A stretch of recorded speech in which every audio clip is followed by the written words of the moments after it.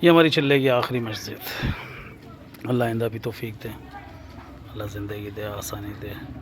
पूरी दुनिया में इस उन्वान से फिरने वाला बनाए हमें भी, पूरी उम्मत को। ये आखिरी मस्जिद की ज़ियारत फरमाइए। ये साइड दरवाज़ा, मेन दरवाज़ा बंद है, अभी नमाज में वक्त है इसलिए।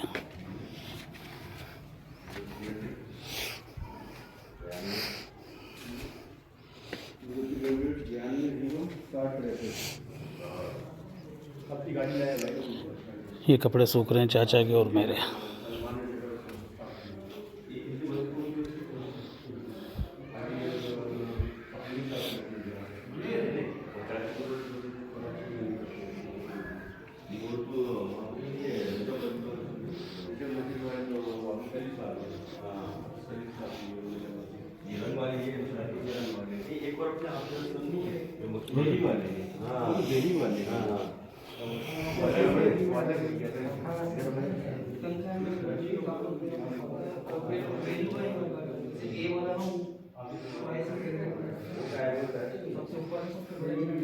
ये हमारे बिस्तर, तकिए देखो कितने सारे रखे हुए हैं। चाचा भी कपड़े तय करेंगे।